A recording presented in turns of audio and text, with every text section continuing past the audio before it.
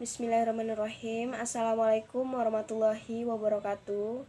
Alhamdulillah, alhamdulillah, alhamdulillahirrabbilalamin. Wassalatu wassalamu ala asrofil anbiya'il mursalin Sayyidina Muhammadin wa ala alihi wa ashabihi ajmain. Amma ba'du. Yang paling pertama dan paling utama, marilah kita sama-sama memanjatkan puja dan puji syukur kita kepada Allah SWT, karena berkat dan taufik hidayahlah kita di sini sama-sama diberi kesehatan. Alhamdulillah. Dan tak lupa juga salat serta sering salam tak lupa kita hanturkan kepada junjungan kita, Nabi besar kita, yaitu Nabi Muhammad Sallallahu Alaihi Wasallam. Karena berkat beliaulah kita dibawa dari zaman jahiliyah menuju zaman terang benderang seperti saat ini. Alhamdulillah. Dan tak lupa juga saya berterima kasih kepada dosen pengampu Islamic Marketing, yaitu Pak Adi Mursalin. Dan tak lupa juga saya berterima kasih kepada teman-teman yang telah berpartisipasi dalam video saya kali ini. Terima kasih. Dan tak lupa juga saya ingin memperkenalkan diri saya. Perkenalkan, nama saya Deninda Pradipta dengan NIM 120160006, Prodi Akuntansi Syariah kelas 3B, Fakultas Ekonomi dan Bisnis Islam. Baik, untuk mempersingkat waktu, saya ingin menjawab pertanyaan yang telah Bapak share di grup WA. Yang pertama yaitu soalnya, berapa kali Anda menghadiri kuliah melalui Zoom? Kenapa Anda menghadiri kuliah tersebut? Alhamdulillah, saya menghadiri perkuliahan sebanyak 7 kali. Dan alasan saya menghadiri perkuliahan tersebut ialah untuk memenuhi kewajiban saya sebagai mahasiswa, dan perkuliahan ini sangat penting untuk saya, terutama untuk meningkatkan keterampilan dan pengetahuan saya. Yang kedua, apakah Anda membaca RPS Islamic Marketing yang telah dibagikan di grup WA? Jika iya, jelaskan secara singkat isi RPS tersebut. Alhamdulillah, saya juga sudah membaca RPS yang telah Bapak share di grup WA. Dan RPS itu merupakan dokumen pembelajaran, perencanaan pembelajaran yang disusun sebagai paduan bagi mahasiswa untuk melaksanakan kegiatan perkuliahan selama kontrak 1 semester untuk mencapai pembelajaran yang telah ditetapkan. Adapun isi RPS tersebut ialah berisi tentang materi perkuliahan selama 1 semester di ruang Zoom dari pertemuan 1 sampai 16. RPS tersebut juga berisi tentang penjelasan tata cara dalam penilaian yang dilakukan oleh dosen pengampu Islamic dan Marketing, dan berisikan tentang penjelasan mengenai tugas yang diberikan atau tentang tata tertib yang telah diberikan oleh Bapak Adi Mursalin tersebut. Soal ketiga yaitu, apakah Anda melakukan video record materi perkuliahan? Sebutkan dan jelaskan materi yang sudah Anda video recordkan. Alhamdulillah juga saya sudah melakukan video record hasil pembelajaran di setiap pertemuan. Saya alhamdulillah juga sudah membuat 7 video record sesuai dengan banyak yang perkuliahan telah dilaksanakan. Adapun materi pertama yang bertemakan konsep manajemen pemasaran Islam. Pada materi ini menerangkan dan menjelaskan tentang konsep pemasaran Islam adalah sebuah disiplin bisnis tentang mengarah proses penciptaan, penawaran, perubahan dari suatu inisiator kepada stakeholdernya, yang dalam keseluruhan prosesnya sesuai dengan akad serta prinsip-prinsip Al-Quran dan Hadis. Pemasaran syariah memiliki karakteristik marketing syariah. Yang pertama, testis, etis, realistis, humastis. Dan pemasaran syariah ini juga mempunyai fungsi, yaitu yang pertama, memiliki kepribadian spiritual, jujur, berlaku adil dalam berbisnis, bersikap melayani, menepati janji dan jujur. Dan materi kedua yaitu bertemakan maqasid syariah. Pada materi ini menerangkan bahwa maqasid syariah ini adalah tujuan Allah menetapkan hukum-hukum untuk mencapai kemaslahatan hidup manusia, sekaligus juga untuk menghindari berbagai kerusakan baik di dunia maupun di akhirat. Dan menurut Al-Ghazali dalam Syaiful pada 2007, dia juga menjelaskan bahwa maqasid ini bertujuan syariah utamanya adalah meningkatkan kesejahteraan manusia yang terletak pada perlindungan agama, hidup, akal, keturunan, dan harta, serta apa saja yang memantapkan perlindungan. Kelima hal ini merupakan kemaslahatan umum dan dikehendaki termasuk pula dalam perdagangan.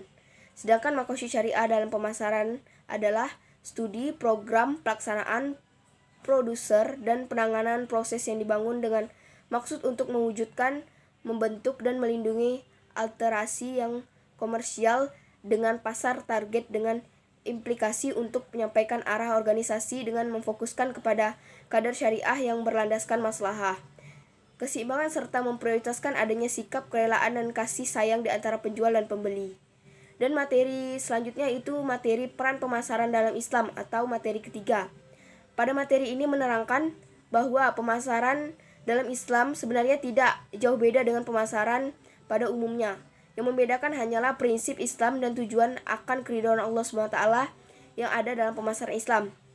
Pentingnya pemasaran sebagai terjadinya jual beli bukan hanya dilihat dari fungsi secara fisik, melainkan perlakuan memperhatikan aturan dan norma yang berlaku. Terkait dan fungsinya, pemasaran menjadi tempat rentan terjadinya kecurangan dan ketidakadilan. Maksudnya di sini kecurangan dalam timbangan maupun lain-lain. Yang pastinya dapat menzalimi pihak lain atau merugikan pihak lain. Untuk itu perlu adanya syariat terkait dengan pembentukan harga dan terjadinya transaksi di pasar untuk menghindari hal-hal yang tidak diinginkan. Terdapat beberapa peran pemasaran dalam suatu bisnis maupun perusahaan, yaitu dalam sektor bisnis, pemasaran sangat dibutuhkan untuk pelanggan produk berbagai perusahaan di bidang industri, pelayanan, penerbangan, perbankan, dan lain-lain. Dalam sektor non-profit, pemasaran kerap digunakan sebagai upaya promosi organisasi, perguruan tinggi, rumah sakit, dan berbagai kelompok kesenian atau komunitas lainnya untuk menarik peminatnya. Bahkan berbagai instansi pemerintahan juga mengeluarkan kampanye pemasaran yang bersifat sosial, seperti kampanye anti rokok, anti seks, maupun anti narkoba. Dalam sektor internasional, pemasaran kerap juga digunakan oleh perusahaan multinasional yang bertujuan meningkatkan pemasaran global. Dalam Islam, mekanisme pasar, yaitu penentuan permintaan penawaran, haruslah terjadi secara sukarela. Tidak ada pihak yang merasa terpaksa untuk melakukan transaksi pada suatu tingkat. Mekanisme pasar berasal dari ketentuan Allah SWT bahwa perniagaan harus dilakukan secara baik dengan sukarela agar sistem pasar dapat berjalan dengan baik dan memberi mutual goodwill bagi para pelaku. Terdapat prinsip pasar dalam Islam, yaitu ada ar-rad, yaitu semua transaksi yang dilakukan harus berlandaskan kerelaan atau antar pihak-pihak. Yang kedua yaitu persaingan sehat, yaitu dilakukan harus yaitu semua mekanisme dan kegiatan dalam pasar akan aman jika terdapat persaingan sehat. Selanjutnya yaitu kejujuran adalah pilar dalam Islam. Islam secara tegas melarang melakukan kebohongan dan penipuan dalam bentuk dan keadaan apapun termasuk dalam mekanisme pasar.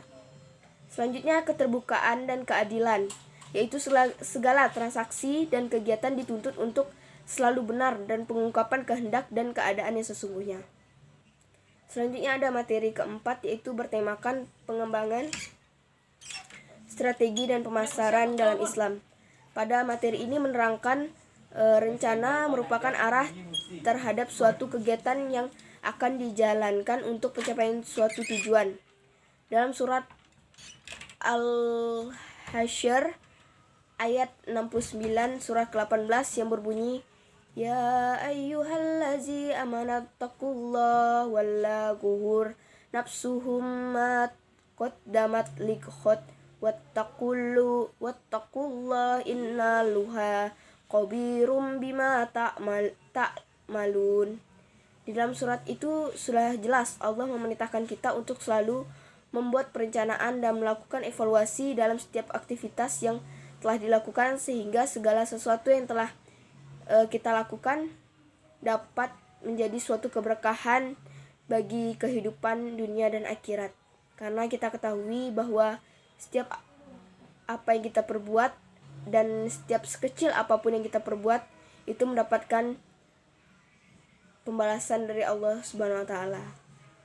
Perencanaan pemasaran merupakan perumusan usaha yang dilakukan dalam bidang pemasaran dengan menggunakan sumber daya yang ada dalam suatu perusahaan guna mencapai tujuan dan sasaran tertentu serta pada waktu yang telah ditentukan.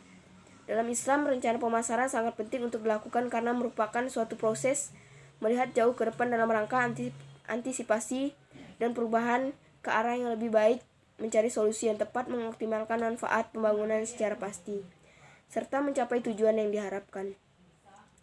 Dengan demikian, sebagai muslim sudah semestinya memiliki pandangan yang lebih bijak dan relevan dalam menghadapi kehidupan.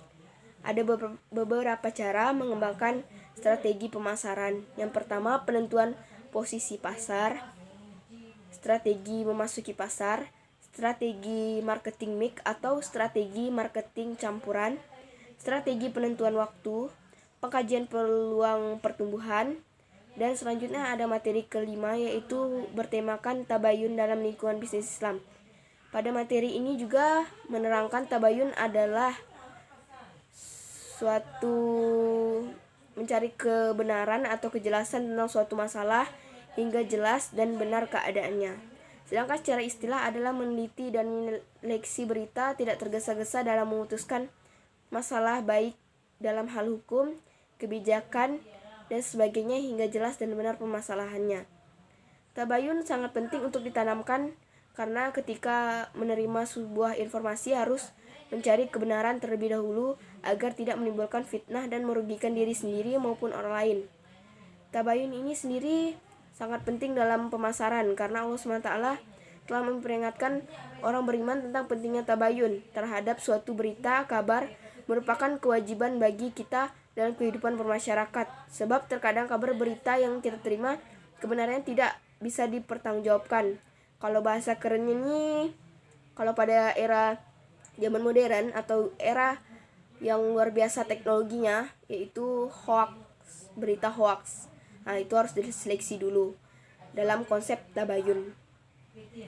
Tujuan tabayun sendiri yaitu menjaga keharmonisan umat manusia, menjaga jiwa dan harta manusia, menjaga kehormatan dan ketentraman masyarakat dari keputusan yang tergesa-gesa dan tanpa didasari pada studi dan penelitian, dan menjauhkan keraguan serta bisikan dan tipu daya setan.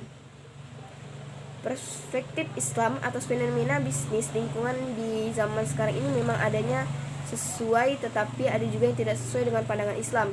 Misalnya mengenai kondisi perekonomian khususnya di Indonesia yang menganut sistem ekonomi campur antara liberalisme dan kapitalis atau sosial yang secara kacamata Islam.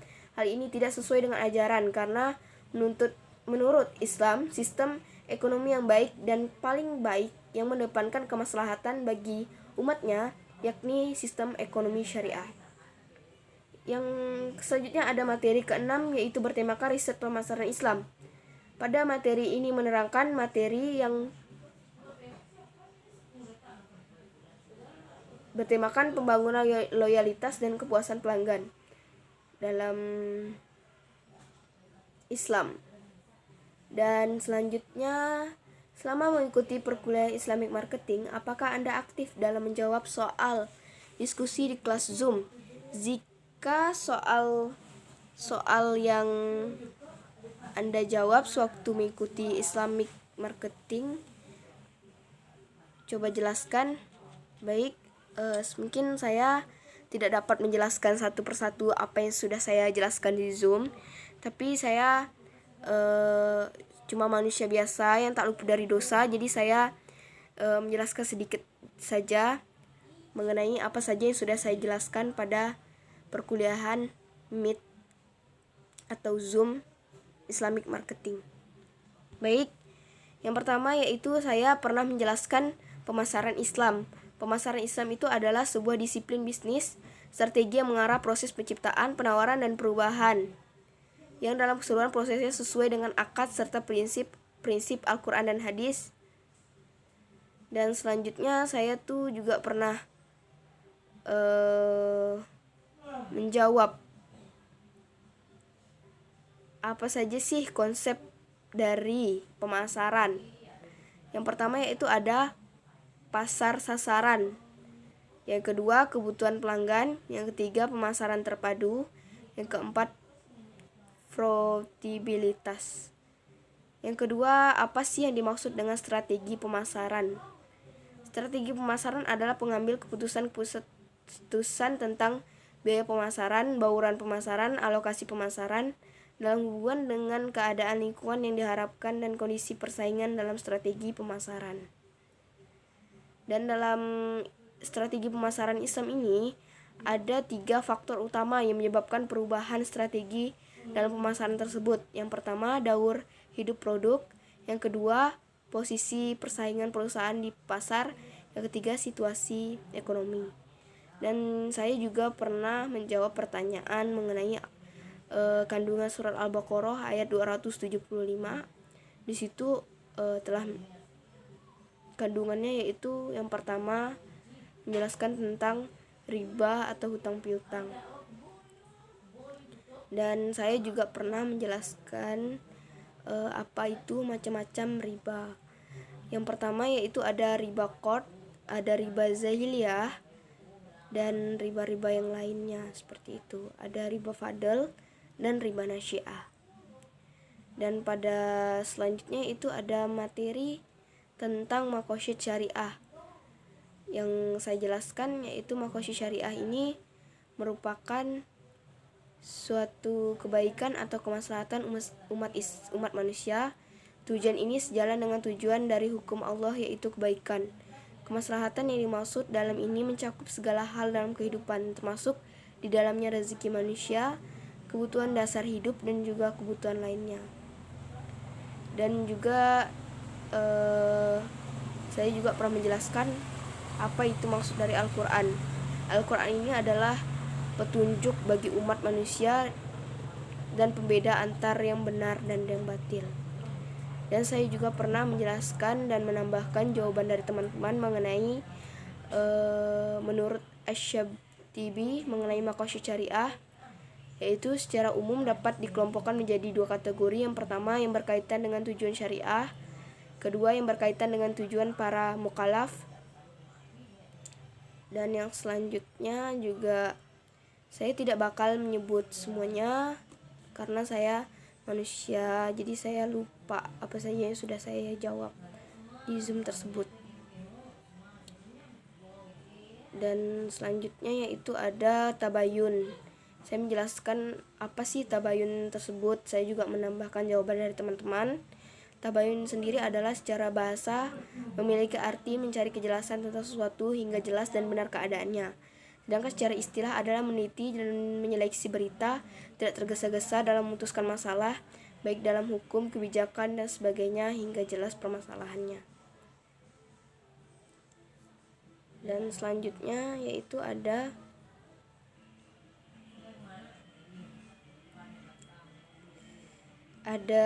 apa yang dimaksud dengan riset.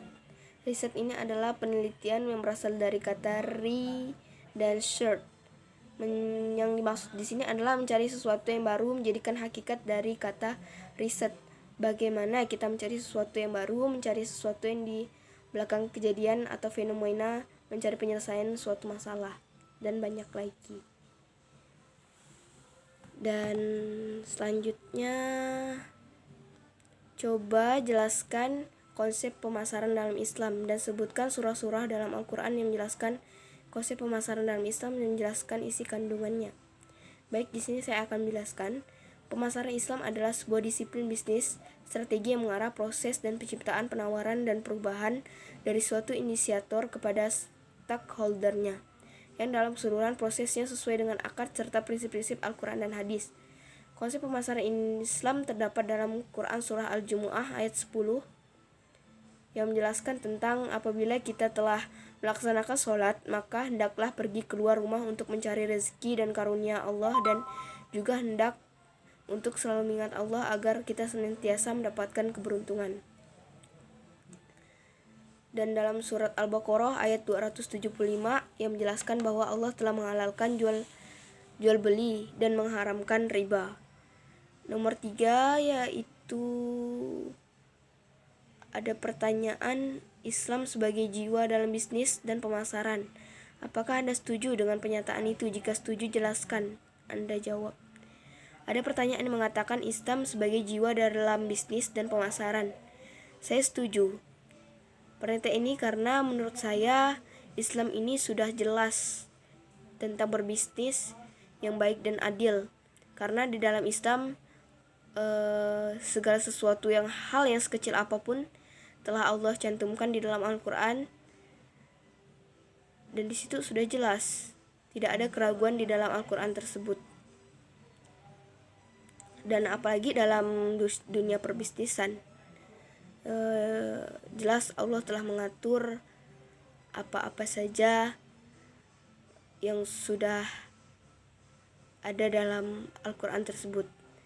Dalam bisnis kita juga harus selalu menerapkan prinsip-prinsip Islam yang terdapat di dalam Al-Quran dan hadis agar bisnis tersebut terhindar dari kecurangan seperti terhindar dari riba. Maka dari itu Islam sangat berperan penting dalam bisnis maupun pemasaran. Nomor 4, coba jelaskan, bacakan surah Al-Baqarah ayat 282 dan surat Al-Hujurat ayat 12. Sebutkan arti dan isi kandungannya. Dalam surat Al-Baqarah ayat 2, surah kedua ayat 282 dijelaskan bahwa wahai orang-orang yang beriman, apabila kamu melakukan utang piutang untuk waktu yang ditentukan, hendaklah kamu menulisnya, dan hendaklah seorang penulis di antara kamu menulisnya dengan benar. Janganlah penulis menolak untuk menuliskan sebagaimana Allah mengajarkan kepadanya. Maka hendaklah dia menulis, dan hendaklah orang yang berutang ia mendiktekan, dan hendaklah dia bertakwa kepada Allah dan Tuhannya. Janganlah dia mengurangi sedikit pun daripadanya. Jika beruntung itu yang kurang akalnya atau lemah keadaannya, atau tidak mampu mendiktekan sendiri, maka hendaklah walinya mendiktekannya.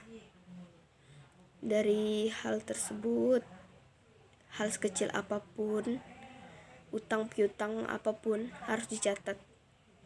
Yang demikian itu lebih adil di sisi Allah, lebih dapat menguatkan kesaksian, dan lebih mendapatkan kita dari keraguan. Dan jika hal itu merupakan perdagangan yang tunai yang kamu jalankan di antara kamu, maka tidak ada dosa bagi kamu jika kamu tidak menulisnya. Dan ambillah saksi apabila jual beli, dan janganlah penulis dipersulit, begitu juga saksinya. Dan di surah ini sudah jelas memerintahkan kita dalam bertransaksi untuk mencatat segala transaksi yang dilakukan dengan benar agar tidak terjadi kecurangan semua transaksi yang dilakukan. Dalam surat Al-Hujurat ini juga mengandung bahwa berisi tentang larangan untuk berburuk sangka kepada orang lain dan mencari kesalahan orang lain, dan juga perumpamaan orang yang melakukan hal yang dilarang untuk dilakukan adalah seperti orang yang suka memakan daging saudaranya sendiri. Hubungan kedua surah ini dengan pemasaran adalah bahwa dalam pemasaran, misalnya berdagang, jika ada pembeli yang berhutang, hendaklah kita mencatat. Dan sebaiknya jika kita seorang pembeli, jika kita berhutang, kita harus ingat hutang yang telah kita beli tersebut. Selain itu juga dalam pemasaran kita dilarang untuk berburuk sangka kepada orang lain, seperti pembeli berburuk sangka kepada penjual untuk melakukan kecurangan. Soal yang kelima yaitu coba saudara jelaskan apa yang dimaksud dengan makosyid dalam perdagangan dan pemasaran, dan sebutkan dan bacakan surah dalam Al-Quran menjelaskan tijarah beserta isi dan kandungannya. Makosyid syariah dalam perdagangan menurut Al-Ghazali dalam Syaifullah menjelaskan bahwa tujuan syariah utamanya adalah meningkatkan kesejahteraan manusia yang terletak pada perlindungan agama, hidup, akal, keturunan, dan harta, serta apa saja yang memantapkan perlindungan. Kelima, hal ini merupakan kemaslahatan umum dan dikehendaki termasuk pula dalam perdagangan.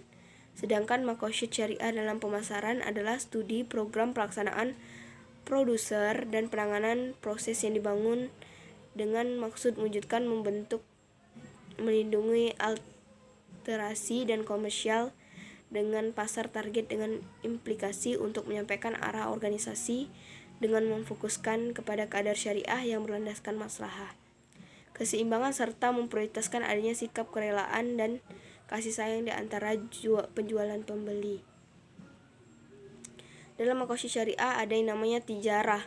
Tijarah ini adalah akad perdagangan memperkuatkan barang dagangan dengan mata uang menurut cara yang ditentukan. Terdapat beberapa surah dalam Al-Quran yang menjelaskan tijarah tersebut, yaitu dalam Quran surah An-Nisa ayat 29 yang berisikan tentang larang untuk memakan harta orang lain atau harta diri sendiri dengan jalin yang batil atau jalan kemaksiatan, kecuali atas dasar suka sama suka. Ayat ini juga melarang kita untuk membunuh diri kita sendiri. Dan dalam Quran surat An-Nur ayat 37 juga dijelaskan tentang orang-orang yang tidak dilalaikan oleh perniagaan dan perdagangan dari mengingat Allah dan menegakkan sholat, menunaikan zakat kepada orang-orang yang berhak menerimanya, memertakan takut kepada hari kiamat yang hati akan terguncang antara harapan selamat dan takut dan pada kebinasaan, dan pandangan-pandangan berbolak-balik pada hari itu melihat kemana tempat kembali mereka. Dan juga dijelaskan dalam Quran surat Fatir ayat 29 dan dijelaskan tentang orang-orang yang selalu membaca Al-Quran dan melaksanakan serta menginfakkan sebagai rezekinya secara terang-terangan dan diam-diam, maka orang itu tidak akan rugi dalam melakukan perdagangan. Dan dalam Quran surat Asy-Syaff ayat 10 juga dijelaskan tentang Allah ingin menunjukkan perdagangan yang dapat menyelamatkan diri kita dari azab yang pedih. Soal yang ke-6 yaitu apa yang diketahui tentang riba dan macam-macam riba. Jelaskan pemasaran dalam Islam. Pemasaran dalam Islam sebenarnya tidak jauh berbeda dengan peran pemasaran pada umumnya. Yang membedakan yaitu prinsip Islam dan tujuan akan keridhaan Allah SWT yang ada dalam pemasaran Islam. Bagi umat Islam, Islam adalah agama yang sempurna. Islam dikatakan agama yang sempurna karena Islam merupakan agama penyempurna dari agama-agama sebelumnya, serta mempunyai agama yang mengatur seluruh aspek kehidupan, baik terkait akidah maupun muamalah. Dan bermuamalah, Islam mengatur segala bentuk perilaku manusia ketika berhubungan sesama dalam memenuhi kebutuhan hidup di dunia tersebut, pasar dan mekanisme. Jelaskan bagaimana mengembangkan strategi dan rencana pemasaran dalam Islam. Dalam melaksanakan rencana strategi pemasaran dalam Islam sangat tergantung dalam kerjasama yang telah diakui secara umum. Artinya perencanaan dilaksanakan melalui partisipasi sektor pemerintahan dan swasta atas dasar kemitraan. Hal tersebut dilakukan agar perencanaan dapat terlaksana melalui prinsip abadi mudarab, yaitu tenaga kerja dan pemilik modal dapat disatukan sebagai mitra dengan mempraktikkan prinsip mudarab dan mengkombinasikan berbagai unit produksi, proyek, industri, perdagangan dan pertanian kerangka perencanaan dan ditetapkan atas dasar prinsip tersebut untuk mengembangkan pemasaran terdiri dari berbagai elemen, yaitu terdapat beberapa cara yang dapat dilakukan untuk mengembangkan strategi pemasaran, yaitu strategi pasar. Segmentasi pasar merupakan sebuah dasar digunakan untuk mengetahui beberapa segmen berada dalam pasar. Yang kedua, penentuan posisi pasar. Perusahaan berusaha memilih pola konsentrasi pasar khusus pada memberikan kesempatan maksimal untuk mencapai tujuan pelopor. Yang selanjutnya, strategi memasuki pasar. Ada beberapa cara yang ditempuh perusahaan untuk memasuki segmen pasar yang dituju, yaitu memasuki pasar dengan membeli perusahaan lain. Yang keempat yaitu strategi mix. Strategi ini merupakan kombinasi dari 4 variabel atau kegiatan yang merupakan inti dari sistem pemasaran perusahaan, yaitu produk, harga, promosi, dan distribusi. Yang kelima, strategi penentuan waktu. Apabila perusahaan telah menentukan kesempatan yang baik, menetapkan tujuan, dan mengembangkan suatu strategi pemasaran, bukan seperti bahwa perusahaan tersebut dapat segera beroperasi. Yang keenam yaitu pengkajian peluang pertumbuhan. Pengkajian pertumbuhan dapat dilakukan dengan perencanaan bisnis baru, penyusunan, dan penghilangan bisnis lama. Mengapa perusahaan harus melakukan tabayun dalam mengenal lingkungan bisnis? Ya perlu, karena tabayun adalah salah satu untuk mencari suatu kejelasan masalah hingga benar dan jelas keadaannya. Dan secara istilah adalah meneliti dan menyeleksi berita yang tergesa-gesa dalam memutuskan masalah, baik dalam hal hukum, kebijakan, dan sebagainya, hingga jelas dan benar permasalahannya. Tabayun ini sangat penting untuk ditanamkan karena ketika menerima suatu informasi harus mencari kebenarannya terlebih dahulu agar tidak menimbulkan fitnah dan merugikan orang lain maupun diri sendiri. Tabayun sendiri juga sangat penting dalam pemasaran karena Allah telah memperingatkan orang beriman tentang pentingnya tabayun terhadap suatu kabar berita merupakan kewajiban bagi kita dalam berkehidupan bermasyarakat, sebab terkadang kabar berita yang kita terima kebenaran tidak bisa dipertanggungjawabkan. Soal ke-10 yaitu bacalah surat An-Nisa ayat 94 dan jelaskan isi kandungannya. Baik, kandungan pada surah itu Allah memberikan peringatan kepada kaum muslim hendaklah teliti dan berhati-hati agar tidak jerumus ke dalam pembunuhan. Salah satu kesempatan yang memungkinkan terjadi pembunuhan dengan sengaja itu ialah pada waktu terjadinya peperangan atau perselisihan dengan orang lain atau sekelompok yang tidak dikenal. Dan selanjutnya, jelaskan mengapa riset pemasaran dalam Islam itu penting untuk dipelajari. Satu alasan mendasari pentingnya mempelajari riset pemasaran dalam Islam ini ialah karena riset pemasaran mempunyai peran yang sangat